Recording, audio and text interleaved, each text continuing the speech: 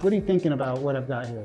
To be honest, I don't know. It's looking pretty good. There are a few cards I think you could take out. You know, one of the things that I was looking at was my removal. I think it's weak or maybe too like situational. And then there's a couple cards that I just don't understand or think maybe I'm not sure if they're good or not. Mm-hmm. So What are those cards? All right. Well, let's start with the removals that I'm just like, is this really that good? So Chaos Warp. I feel like it's just like rolling the dice. You might give somebody else a really good. That's true. I was in a game, somebody Chaos Warped my commander, and he gave me a Rooftop Storm, which makes all of my zombies free, which meant I could cast my commander for just another 2. If you roll well, like if you get a land or an instant, it can be really good. Since there's a higher land to non-land ratio in most decks, that most of the times you should be hitting lands, although, I mean, there's definitely the chance that you give them like an Impact Tremors or a Perforos or something that's really vital to their game plan. It's good, but it's kind of like a maybe. And if you like if you like rolling the dice, if you like the unpredictability of that, so keep or. It depends. What do you? Oh, you want to keep it? Yeah, I need to play it more. I haven't been burned by it yet. I just think I could be. So, yeah. Mm-hmm. Here, Feed the Storm. Destroy target creature or enchantment an opponent controls. You lose life equal to the permanent's mana value. So, this one's bad. It's a 2-mana sorcery that destroys something. It's at sorcery speed, so you can't do it on your opponent's turn. It's only creature or enchantment, which is a little bit better, but you lose life equal to that permanent's mana value. So say they have, again in the situation they have Rooftop Storm, you can't do it on their turn, and so you would have to Feed the Swarm on your turn, kill that, I lose 6. And so if that's maybe early in the game, you could be more okay because you have more life and you're probably okay. It depends. Late in the game, you could be killing yourself. Yeah. Yeah. So let's put that over at the let's find something better pile. Yeah, there's definitely better options. Rakdos Charm. Choose one, exile all cards from target player's graveyard or destroy target artifact, or each creature deals 1 damage to its controller. I wouldn't want to be played this if I had a ton of creatures on the board. So this is a modal spell. You can choose one. Now, it's a very situational card. One of the best modes is exile all cards from target player's graveyard. The instance in which this is good is against graveyard decks. Zombies, vampires, reanimation. You can exile all cards from it. Destroy target artifact isn't as good. And now the last one, each creature deals 1 damage to its controller. That's only in a situation in which you have like barely any creatures and somebody has like 15. That's it. Yeah, so very situational. Those are my thoughts. So is it kind of, are there better ones out there? Should I be looking in the Rakdos or black or red, I mean? I think in black and red there might be better, but I would say keep it. Keep it? Okay. Yeah. So see, I only have a few removals. So I think there's probably some other removals that I should be looking for. This one, I just feel like I just don't know. Black Market Connections. What do you think about that card? Black Market Connections. This one's great. Really? The downside is that for each mode, you have to lose a certain amount of life. That's meh, but the upside is that you get to draw a card at the beginning of your first main phase for only 2 life. Or you can ramp. So the ideal situation is you play this on your turn 3, you create a treasure token, you play your land, and then you quit Rohgahh. Or later in the game, say I need blockers, say they have something with menace that you really need to block, but you only have, say, a dragon and Rohgahh, and you don't want to lose Rohgahh. You can create a 3/2 with this. The downside is losing 2 life, but it's also a changeling, which is pretty good. It won't trigger Rohgahh since you're not casting it, but it will trigger enter the battlefield effects. And you're creating a 3/2, but if it's a changeling and it has a kobold, then it's actually a 5/4. That's true. So that's that for 3 life, a 5/4. You could really put that out there. That's a whole lot better. So pretty much every mode of this is good, especially the draw card you lose 2 life. A very similar card is Phyrexian Arena, except that only draws you a card on your upkeep, and, well, in your upkeep you lose 1 life and you draw a card. This one does 3 things, but instead you lose 2 life, 1 life, or 3 life. So it's very versatile as well. Yeah. And you have the choice of whether you want to do it. You don't That's have true. to, right? Yeah.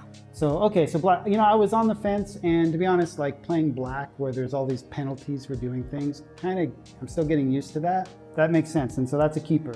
That sounds good. This one, Okay. I made it in. I have my thoughts about this one. What is it? This one sucks. This one bad. What's the name of the card? This one is Storm Kiln Artist. It's a 2/2. It gets +1/+0 for each artifact you control, and whenever you cast or copy an instant or sorcery spell, you create a treasure token. Seems pretty good. Guess the mana value.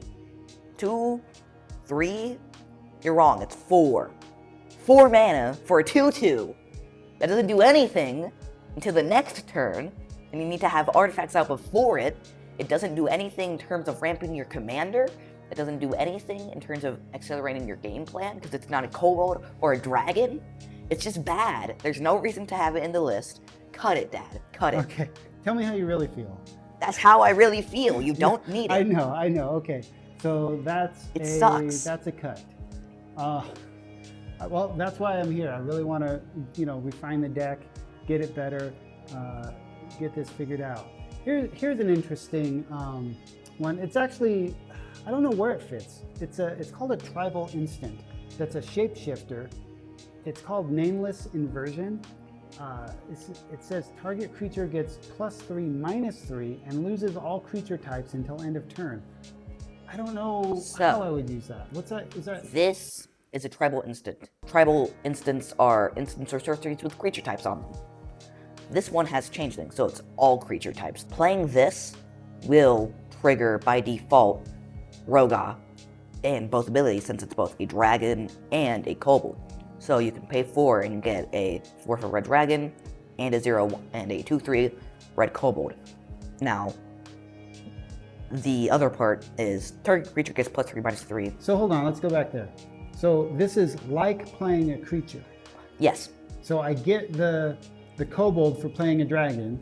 Yep. And I can pay 2 to get the dragon for playing a kobold. Yes.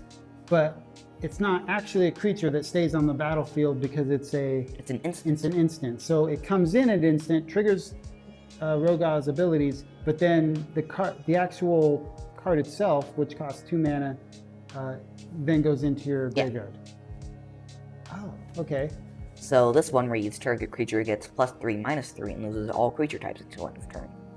+3/-3 is good so that's a good removal spell if you're going against, like, if your opponent has a 3/3, you can play this and remove it. Now, if you're on the offensive, say you're swinging with Rohgahh, they don't block it, you can play Nameless Inversion now. Now that's actually a 7/1, so now they're taking 7 commander damage. Now, say you have this Warspike Changeling. It's a 3/3, but it's getting +2/+2 because of Rohgahh, since it's technically a kobold, so it's actually a 5/5. Playing the Nameless Inversion will have it lose all creature types, so it's no longer Changeling, meaning it's no longer a kobold, so now it's just getting +3/-3. This will resolve. Now it's getting +3/-3. It's now a 2/2, but since it's not getting that +2/+2 because of Rohgahh, now it's just gonna die. So don't play it on a kobold or a Changeling. Yeah. But it's worth keeping? It's worth keeping. Okay, so it's in the keep. So we found 2 cards at least that could be looked at. The rest of the deck looks really good. Okay. And, I mean, there's always tweaks that you can make depending on the style. Like I might want to put more dragons in, and maybe what would you recommend I replace those with? Do I only have 4 dragons. Should I put more dragons in? That's definitely a way you could go. You could definitely go more towards Dragon Tribal, or like just Tribal in general. I think if I was going to go more dragons, it would be a dragon that had a cool ability that like did damage, like Scourge of Alcus, or did something that would really help me out. I'm gonna have to find something. This card, Dragonhawk Fate's Tempest, is what I might suggest for taking out one of these 2. It's a dragon. It's a 5-mana dragon, so you will be getting the 0/1.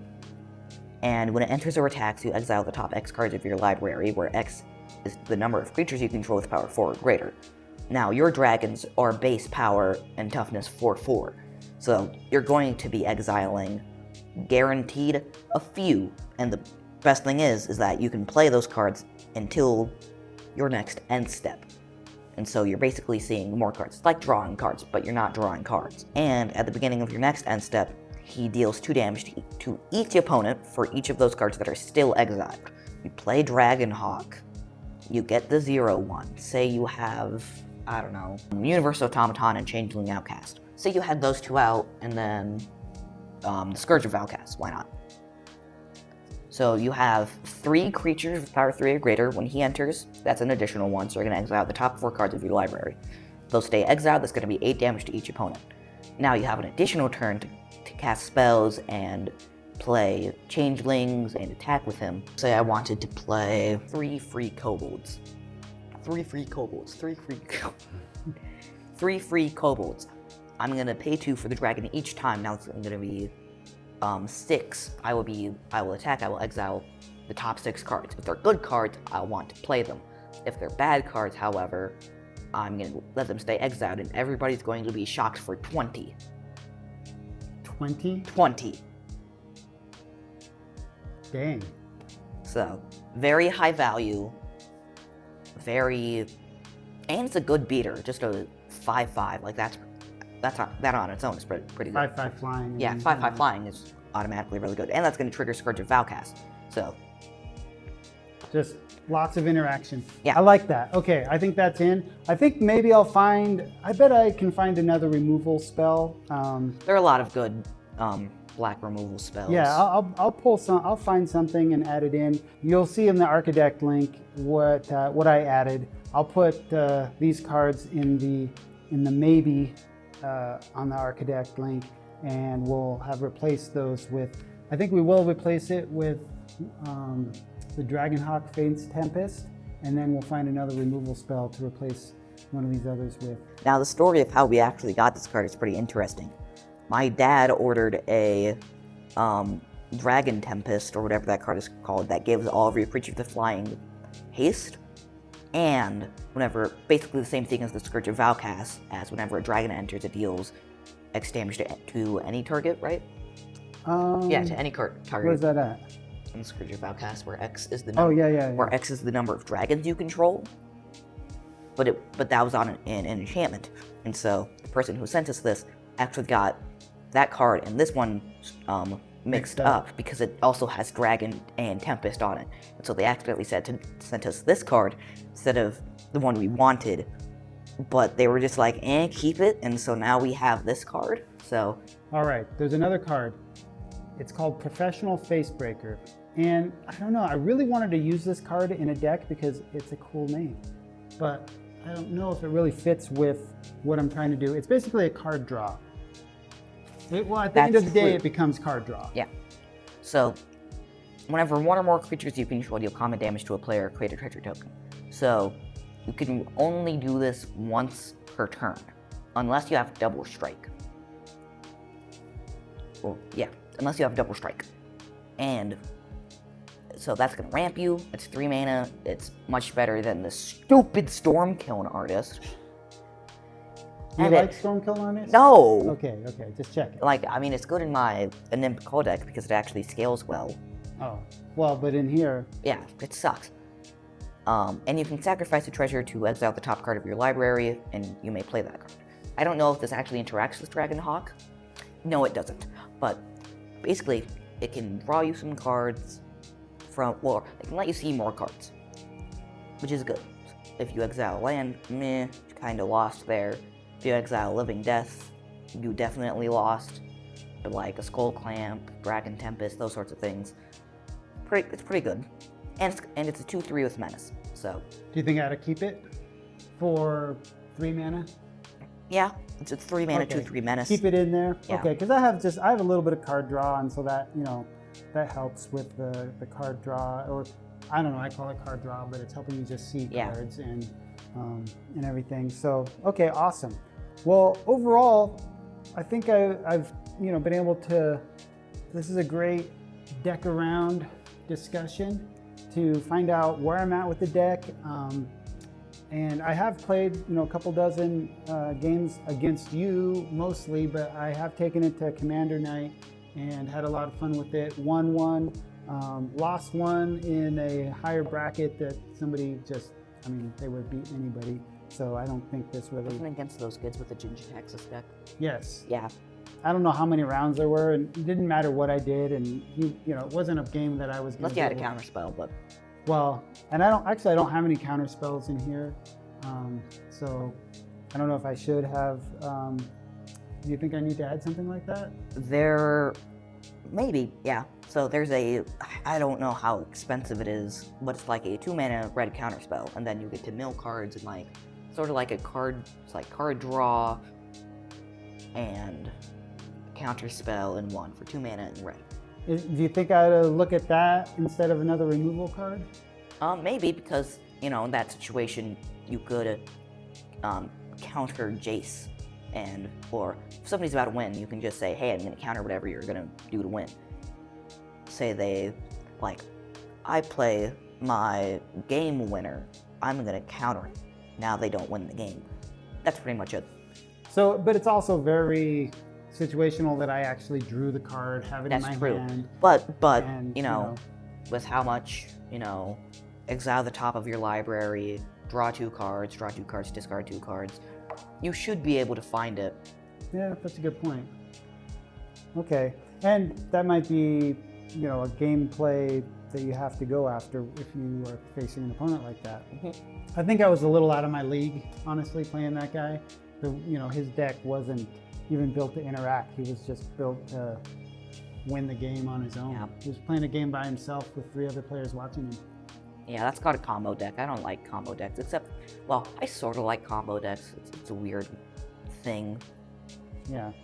Well, I have a lot to learn about that. Well, thanks for going through this. I feel like there's a few little tweaks. I was really excited to understand better how to play Changeling, Berserker, and Molten Echoes in that opportunity. Porphyros and Living Death is a great combination I'm excited about. And to update my deck with at least 2 new cards. Yeah. Now, what you might actually want to look at is if there's another Changeling or another, if there's a dragon that says Champion of Creature, that will also combo with Molten Echoes. So that's just something to think about. That's a great idea because it's not just Changeling Berserker. Does it have basically would it be anything that had Champion a Creature on it? Yeah. Okay, so as long as it matches the creature type that you choose with Molten Echoes. Okay, so because you do play, typically I'd play Molten Echoes first, probably. Yeah. And then I'd have to pick. Yeah, but if I have a Changeling and then I know I have a dragon, I could just pick dragon because the Changeling is going to be a dragon. Yeah. What could happen is that you play Molten Echoes, you choose dragon, you play Scourge of Valkas, you get 1 damage and then another 2 damage. You're getting 3 damage since you pick dragon. That gets a non-creature that game. And then you get another 4 damage. So you're getting 7 damage on your Scourge of Valkas. Yeah. But then how does So it would create a token. So this would deal 1 damage from him entering. Yeah. He would get a token. That token would deal 2 damage. Since you control two dragons, it gains haste. You can attack for 4, and then it gets exiled. And then what you do next is you play Changeling Berserker, you exile your Scourge of Valkas, or you play Changeling Berserker, that's going to trigger Scourge of Valkas, that can do 2 damage to someone. You're going to champion Scourge of Valkas, then you're also going to get the token. After you get the token, you can exile this Changeling Berserker, which will return that Scourge of Valkas, that will deal 1 damage. That token would exit on your end step. So what would happen is that token would exile itself, Changeling Berserker would return, that's going to champion a creature, you champion Scourge of Valkas. And it's going to go around. This is going to create a token. That token's going to exile itself since it's your end step, and then it's going to keep going. Does it go infinite? I'm pretty sure. Okay. I'll double check that, but I think that's correct. Yeah. And so once you go infinite with that, you have infinite damage to your opponents, and it's GG. It is GG. Well, I think that covers the deck that I built, and so this is great decking around. We need to go find out. So I'm gonna put this together. I'm gonna make the updates that we discussed. I'm gonna learn more how to play the deck, And then I'm going to go find out at Commander Night with friends that we've met at the local game store. Yeah. It's been great. So looking forward to this. So thank you for joining us. Remember to have fun and deck around and find out.